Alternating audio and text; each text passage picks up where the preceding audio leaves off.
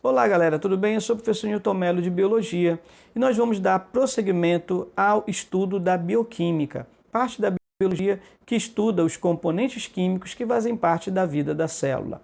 Nosso tema da aula de hoje são os sais minerais, componentes químicos inorgânicos, que não estão em grande quantidade como acontece com a água, porém, eles, mesmo em pequenas proporções, são fundamentais para o bom funcionamento do nosso organismo. Mas afinal, onde nós vamos encontrar os sais minerais? Os sais minerais podem estar no nosso corpo de três formas. Muitos deles estão dissolvidos nos líquidos corporais: sangue, suor, saliva, lágrima.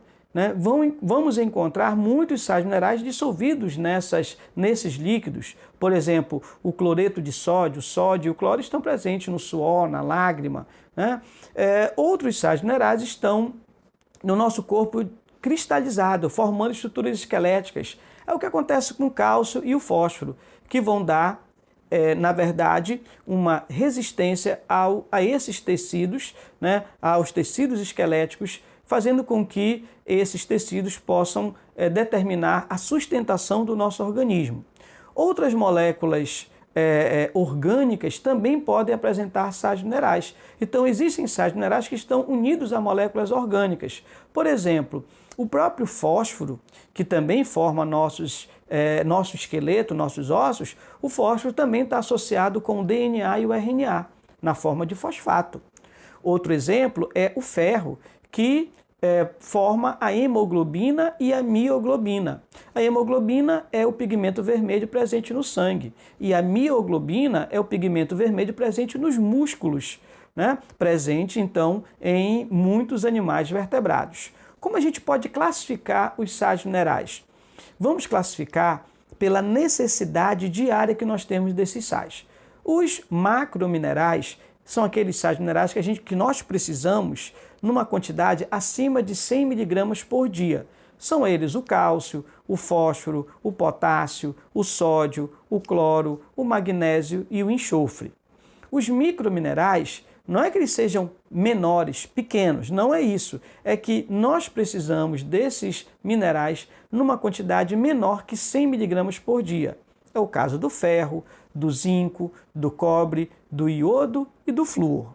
Bem, mas como é que nós obtemos esses sais minerais? Vejam bem, os sais minerais, eles são obtidos através da água e dos alimentos que ingerimos.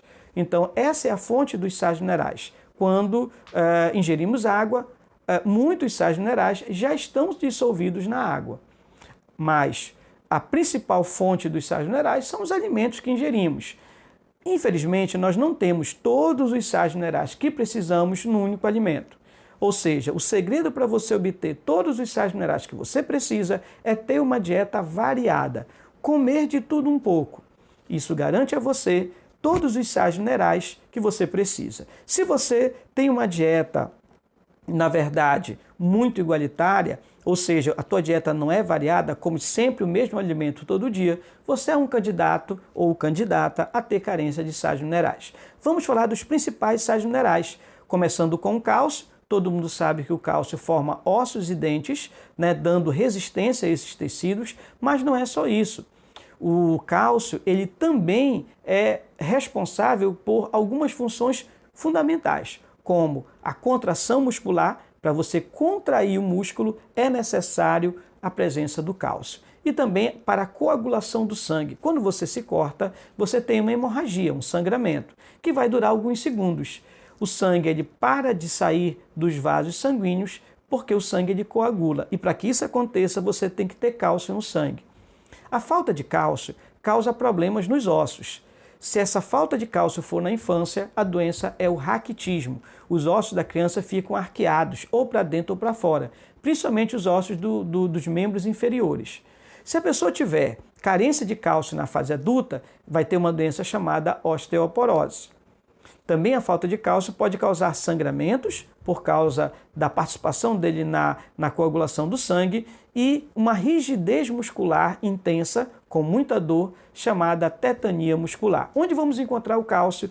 Leite e derivados. é uma boa fonte de cálcio. Leite e os seus derivados, ou seja, a manteiga, o queijo, o requeijão. Também vamos encontrar na sardinha e nas hortaliças verdes, ou seja, brócolis, espinafre, couve, jambu, alface são fontes de cálcio. O fósforo, junto com o cálcio, também forma ossos e dentes, mas além disso, ele vai participar da formação de uma molécula chamada ATP, adenosina trifosfato, que nós falaremos muito ao longo da biologia.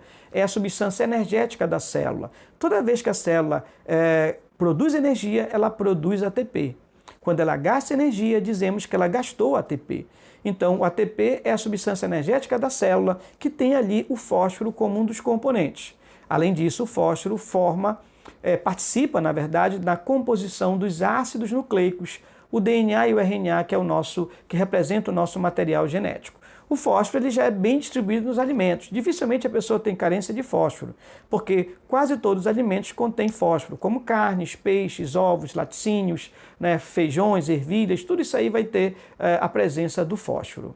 Aqui você percebe doenças causadas pela falta de cálcio. A osteoporose, os ossos ficam porosos e frágeis, isso no adulto, o raquitismo na criança e a tetania muscular, aonde o indivíduo tem uma rigidez, os músculos ficam rígidos por muito tempo, eles se contraem por muito tempo e ficam doloridos. Outro problema outra função do cálcio no nosso corpo é participar da coagulação do sangue. Veja que quando você se corta, um vaso se rompe e imediatamente nós temos estruturas no sangue chamadas de plaquetas que migram para esse local da lesão. E aí essas plaquetas, junto com o cálcio, iniciam o processo de coagulação do sangue. Sem cálcio, o sangue não coagula. Outros sais minerais importantes que nós temos aqui são o ferro e o iodo. O ferro, todo mundo já com certeza ouviu falar que ele é importante para o sangue. O ferro realmente forma uma proteína de cor vermelha chamada hemoglobina. A hemoglobina, ela transporta oxigênio. Ela está dentro de células sanguíneas chamadas de células vermelhas ou hemácias. Essas células são vermelhas justamente devido à hemoglobina. Para produzirmos hemoglobina, pigmento vermelho do sangue, é preciso ferro. Sem ferro, você não produz hemoglobina. Sem hemoglobina, você não produz hemácias. E sem hemácia, você não carrega oxigênio suficiente para as suas células, causando muita fraqueza. Além disso, sem essa hemoglobina, você fica pálido. E isso é típico de uma doença chamada anemia ferropriva, que é aquela causada pela falta de ferro. Mas além do ferro formar a hemoglobina, que é o pigmento vermelho do sangue, também em muitos animais vertebrados, o ferro está formando a mioglobina, que é um pigmento vermelho também, mas que está no músculo. Mio quer dizer músculo. A função da mioglobina é armazenar oxigênio, facilitando a contração muscular.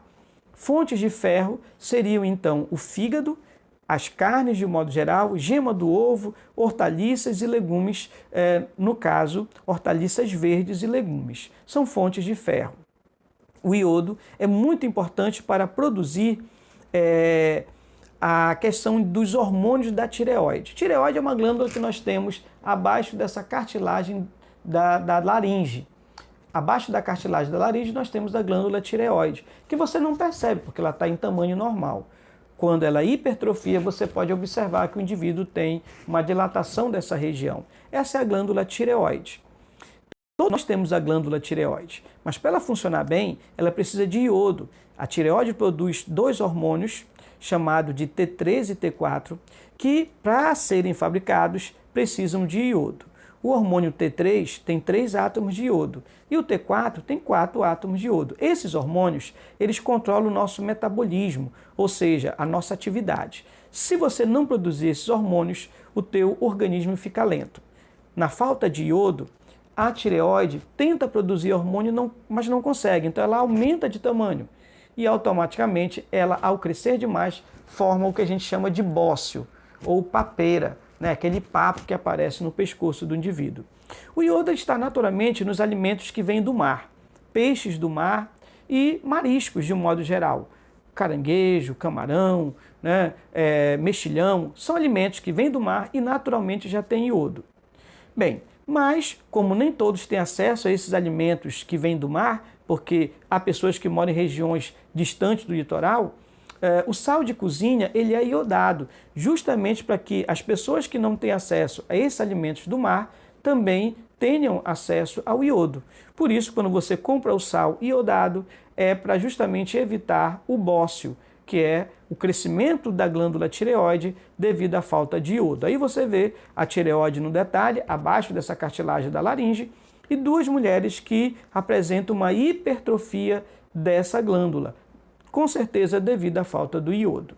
À direita você vê uma pessoa com anemia. Veja que a pele fica pálida, as mucosas ficam também pálidas, pouco vermelhas, e a pessoa tem muita fraqueza, tontura e desmaios. Bem, falando um pouquinho mais do ferro, é importante lembrar que há dois tipos de ferro na natureza, o ferro 2+, e o ferro 3+. O ferro 2+, também chamado de ferroso, é aquele ferro que eu encontro nos animais. E o ferro 3+, é aquele ferro que está presente nas plantas, nos alimentos de origem vegetal, como feijão, soja, ervilha, né, que são alimentos que têm ferro, mas é o ferro +3, chamado de férrico. Bem, o que é importante lembrar é que o ferro 2+, que vem de origem animal, ele é mais facilmente absorvido pelo nosso intestino. O ferro 3+, que é de origem vegetal, praticamente a gente não absorve. Porém, tem como o ferro 3+, que é de origem vegetal, se transformar em 2+ dentro da gente, na presença, por exemplo, de ácidos, como é o caso da vitamina C. A vitamina C, na verdade, é um ácido ascórbico. Por isso que frutas que têm vitamina C são azedas, devido à vitamina C ser um ácido ascórbico. Quando você ingere, por exemplo, feijão, ou você toma açaí, qual é o ferro que está no feijão e no açaí? É o ferro 3+. Ele praticamente não é absorvido pelo teu intestino. Mas se você coloca no açaí gotas de limão, que tem vitamina C, que tem o ácido ascórbico, veja como o açaí ele fica mais vermelho. É porque automaticamente há essa reação. O ferro 3+, que está no açaí naturalmente, se transforma em 2+. E agora esse ferro do açaí, agora sim pode ser absorvido pelo teu intestino. Então toda vez que você for ingerir um alimento vegetal rico em ferro, saiba que esse alimento só vai ser absorvido se você usar junto um ácido, como por exemplo a vitamina C. A vitamina C ajuda, alimentos, frutas ricas em vitamina C, ajudam na absorção do ferro de origem vegetal. Isso é muito interessante para quem é vegetariano. Como não come carne, ele só vai obter ferro se ingerir alimentos, muitas frutas ricas em vitamina C.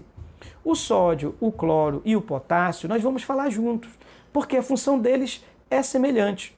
Tanto o sódio, cloro quanto o potássio participam da condução do impulso nervoso. Então, os neurônios eles precisam muito do sódio, do cloro e do potássio para que haja condução do impulso nervoso. Eles também regulam a entrada e saída de líquidos, de água na célula. Por exemplo, o sódio retém água na célula e o potássio elimina a água da célula. Então, quando o sódio está num tecido, aquele tecido retém líquido, causando um inchaço. Veja quando você tem muito sódio no sangue. Se você consome muito sódio, isso acontece principalmente se você ingere alimentos industrializados, esse sódio em excesso no sangue retém água no sangue. Com mais com mais água no sangue, o volume do sangue aumenta e aumenta a pressão sobre as artérias, causando uma hipertensão, um aumento da pressão arterial. Por isso que o sódio aumenta a pressão, porque o sódio em excesso vai para o sangue, no sangue retém água, e essa retenção de água no sangue aumenta o volume sanguíneo, aumentando a pressão da parede, a pressão do sangue sobre a parede das tuas artérias. Por isso que a gente tem que reduzir o consumo de sódio e aumentar o consumo de potássio, porque se o sódio ele aumenta a pressão arterial, o potássio diminui, porque elimina a água do sangue. Então o potássio que está presente em frutas, verduras, leites, cereais, como por exemplo a banana é um alimento rico em potássio.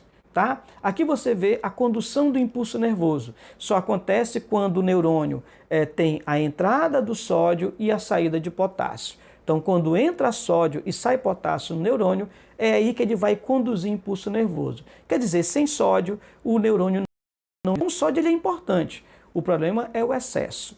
E aí, finalmente, nós temos dois sais minerais que são o magnésio e o flúor. O magnésio é bem importante, principalmente para as plantas, pois o magnésio forma a clorofila, aquele pigmento verde presente nas plantas. Sem clorofila, a planta não absorve a luz e automaticamente não faz fotossíntese. Então, tem que ter magnésio no solo para que a planta absorva esse magnésio e forme o pigmento verde das folhas, que é a clorofila.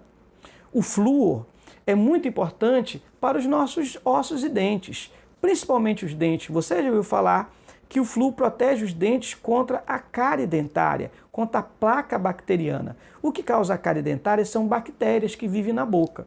O flúor evita que essas bactérias possam se aderir no esmalte do dente, evitando aquela placa de bactérias que eu chamo placa bacteriana. Uma vez instalada ali, essa placa bacteriana corrói o esmalte do dente, causando a cárie. Portanto, o flúor é fundamental para evitar a cárie dentária. Mas não podemos consumir flúor em excesso, uma vez que o excesso de flúor causa a fluorose, que é quando os dentes ficam deformados e começam a aparecer manchas brancas no dente. Essas pequenas manchas brancas, depois elas escurecem. Então, o excesso de flúor também é ruim. A falta de flúor causa a cárie e o excesso de flúor causa, na verdade, a fluorose. Onde nós vamos encontrar o flúor? Peixes, chás, alguns alimentos têm flúor, mas eu posso adicionar flúor à água, né? Evitando na população a cárie dentária. Veja aí, né, o caso da cárie dentária, né, com certeza devido à falta de higiene bucal e também à falta de flúor. E à direita você vê duas imagens da fluorose, ou seja, essa pessoa já teve um excesso de flúor. Então, esse excesso de flúor causa o quê? Veja essas manchas brancas que aparecem nos dentes e depois essas manchas brancas elas escurecem. Além disso, perceba como os dentes ficam tortos. Nitidamente você percebe na imagem da direita acima que os dentes estão um por cima do outro. Isso aí já nesse caso, o resultado da fluorose, do excesso de flúor nos dentes. Então, esses foram os principais sais minerais, encerrando os componentes inorgânicos da célula, que são a água e os sais minerais. Um forte abraço e até a nossa próxima.